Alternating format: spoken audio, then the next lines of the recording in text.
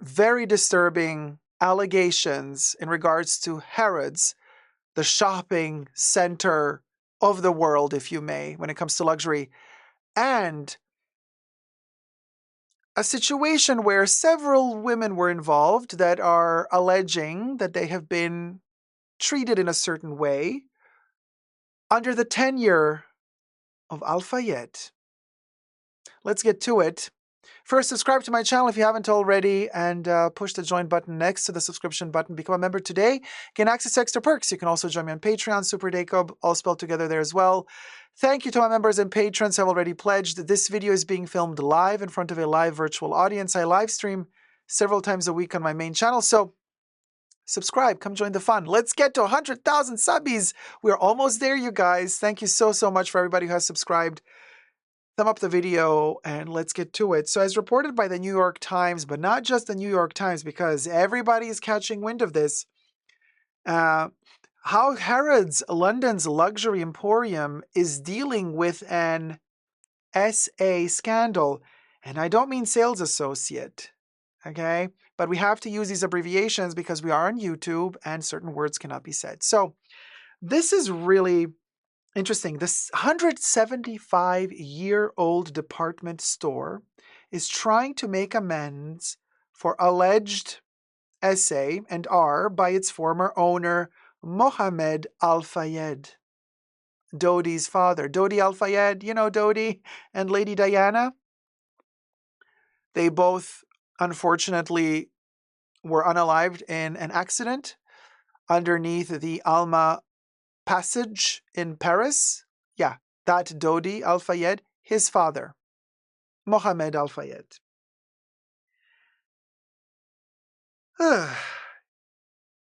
And this article claims that shoppers don't seem to care. Now, the explanation that Harrods gives is that shoppers don't care because Harrods caters to mostly international tourists, mostly Arab clients and some Chinese clients. That's that. Locals don't almost buy at all at Harrods anymore. It's become a tourist attraction, and tourists don't really care about the history of Harrods that much. They just care about the logo, having the green bag with the golden Harrods inscription. You know, it's a status symbol of wealth. There's this, I gotta say, I've been to Harrods back in 2022. To say the least, there's a certain level of tackiness there that, no. I understand why the locals don't want to shop at Harrods, but we digress. So, across the department store's 7 labyrinthine floors, visitors weave their way past designer bags, diamond-encrusted watches, and columns carved with Egyptian hieroglyphics. Outside, shoppers pause for selfies in front of the terracotta facade, undeterred by the rain, clutching green paper bags with gold lettering spelling out the iconic name, Harrods. So, now, the department store first opened in 1849, long history. Mr. Mohammed Al Fayed owned Harrods for about 25 years. So within those 25 years, mostly in his early tenure of Harrods, is the time from which most female workers of Harrods / ex-workers of Harrods are alleging that they have been essayed by Mr. Mohammed Al Fayed. Everything I say in this video is for entertainment purposes only, not rooted in truths or facts. Everything's alleged and just my opinion. What is even more shocking is that apparently a few of these ladies already... Now, the statute of limitations, I don't know how it is in England, but some of these ladies apparently went to the authorities already back in the day when the case was fresh, allegedly when it was happening to them. And it seems like nothing came of it. Charges were dropped. But now more people are coming out. More people are joining this wave of #MeToo at Harrods. And it seems as though there have been many, many people. Okay? Now, ladies, female, people. The department store. So, a BBC documentary last month detailed harrowing allegations of SA by Mr. Al-Fayed against a number of female employees, raising questions about the culture within Harrods that they say, that the culture of Harrods, they say, enabled said behavior, allegedly. Now, so Mr. Al-Fayed, his accusers say, used Harrods as a hunting ground for young women whom he would select from the store room floor and then elevate to work in his personal office. At least 5 women said he went so far to R them, the big R word, while more than 20 former employees alleged other cases of SA, including within Harrods offices, Mr. Al-Fayed's home, or on business trips abroad. Now I'm thinking, why would you accept to be flown for business trips if you didn't know what was going to go on? So in a way, I'm like, wait, hold on a minute. If I was feeling like somebody's going to essay me, oh, hell no, I would not go on that plane. That's the last place I would go to on a business trip with you. No, I wouldn't. No pressure. There's no pressure that would make me feel obliged to go on a business trip with you. Oh, the allure of caviar and champagne popping in an airplane, a private jet? Honey, no, it ain't worth it. Not to me. Not to me, at least. Not to me. They allege that Mr. Al-Fayed's behavior was an open secret within the company. A number of female employees said they were subjected to intrusive gynecological exams and health tests when joining Harrods, and the health tests were of an S nature. Like, he was literally grooming them, allegedly, right? Testing that they're healthy and everything is fine physically so that then he can play. Allegedly.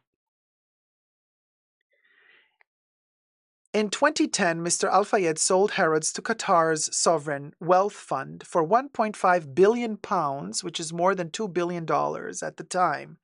Harrods has been responsive to the allegations, quickly announcing a settlement process and encouraging former employees to contact the business for support and potential recourse. It has also introduced 50 new SA officers who, it says, are trained to provide safe, empathetic assistance and support to workers with complaints of what has happened. As part of a review of company culture, even as the company addresses the fallout of the documentary, a stream of new allegations have poured in.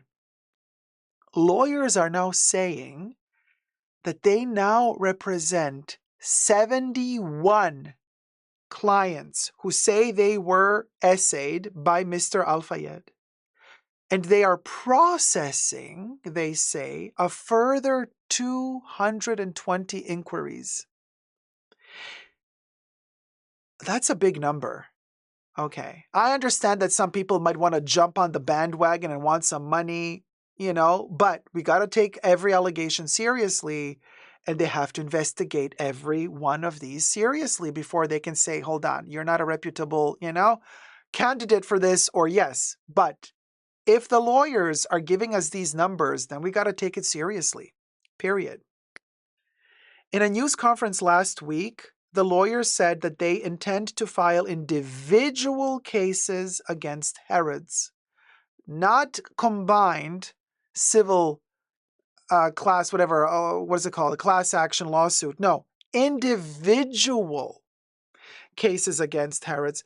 Mr. Al-Fayed, and isn't this, listen to this, some of you might not know this, but Mr. Mohammed Al-Fayed passed away last year. Yeah.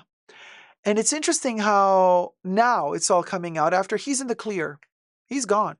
Okay. He passed away last year at the age of 94. He was 94 years old, passed away peacefully, and now the shit starts.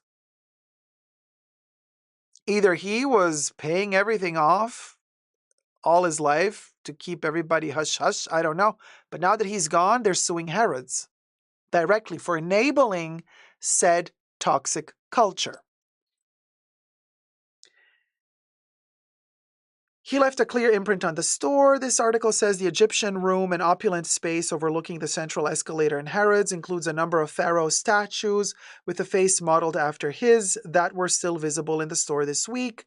I have been to Harrods. I have seen the Egyptian section, inspired section, which is really beautiful to see. Tacky, but there's something about it. I mean, it's very bizarre, that whole Egyptian portion of Harrods.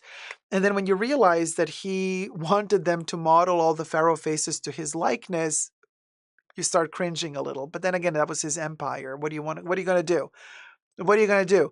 Don't think that the actual emperors in Egypt were all holier than thou and didn't do whatever they wanted to do with, whoever was their subject. So I'm saying it kind of mimics what was already done in history and in the past. But nevertheless, now people are saying, well, we feel quite offended that due to the legal proceedings that are happening right now, to actually have to see his face portrayed in pharaohs at Harrods. Now, the problem is, Harrods is stating, yeah, we want to take these sculptures down, but we can't because Harrods is under protection as one of the old buildings. It falls under one of those protection acts in the UK, so we can't just go and take stuff away. We have to get special permits. We are trying to, Harrods is stating in a statement that they're trying to expedite the process to get the permits to take down those sculptures that portray his face. Because people are saying, who are alleging that have been essayed at Harrods, they say whenever we pass by, we see his face smiling at us, and they don't feel very comfortable with this. I mean, that's what Harrods said in a statement that since the new owners bought the store in 2010, Harrods has been investigating heavily to remove physical remnants of Mohammed Fayed from the store and return the store to its Edwardian heritage. As if the Edwardians were any better. Don't make it sound like it's better if we go back to the Edwardian times. They had great artistry. Their architecture was fascinating, but don't you think for a second that the Edwardian era didn't harbor any nasty characters? Okay, so don't, the UK trying again to make shit sound like they were better back in the day. No, you were not better back in the day. You were not good at all. So stop pretending, please. Don't try to sell me the Edwardian era as if that is the savior of us all, because it isn't. Trust you me, it isn't. That work had been delayed because it is a listed building, a historical structure that requires special permission to renovate. This is what I already told you. There you go. Now, outside a department store, they say on a rainy day in London last week, several shoppers had not even heard of the allegations against Mr. Al Fayed, reflecting the fact that many of the store's customers are international tourists and pointing to a likely area of resilience for the brand. A large number of visitors come from the Middle East and Asia. I told you to become a man. We'll go. In 2017, the company said that Chinese citizens had overtaken British shoppers as the biggest spenders in the store. Thumb up the video and subscribe while you're at it. Let's get to 100K subscribers, you guys. Thank you so much. You've been subscribing en masse, and we're getting there. It's super, super close. Very excited about that. Thank you, everybody, so much. In a lot of these big businesses, there is so much bad stuff that goes on, unfortunately, said Miss DeAngelo, who also works in retail. Louise DeAngelo, 69, and her daughter, Crystal Perdick, 48, who were visiting London for 4 days from the United States, described Harrods as a must-see on their London checklist. Neither knew of the allegations against Mr. Al Fayed, but said they hoped the new owners were taking them seriously. Natalie Berg, a retail analyst and host of the Retail Disrupted podcast, said that in the wake of the hashtag #MeToo movement, Harrods could not afford any missteps in addressing the claims. So, the allegations against Al Fayed are horrific and will undoubtedly leave a stain on Harrods' reputation, she said. The retailer now needs to prove to the world that the Harrods of 2024 and onwards is a safe and inclusive workplace, and that they're addressing its failures of the past seriously. Harrods claims something to the tune of, yeah, but considering that Harrods has existed for 175 years, the 25 years tenure of Mr. Al-Fayed is very short in comparison to the long span history of Harrods, so we do not think that Mr. Al-Fayed's moment is going to tarnish the reputation of Harrods altogether. And I'm like thinking to myself, wait till they start digging out what other shit went down in Harrods before Al-Fayed. Okay. In the Edwardian era, darling. Oh, because all of the ladies working at Harrods during the Edwardian era, they were safe? Is that what you're trying to tell us?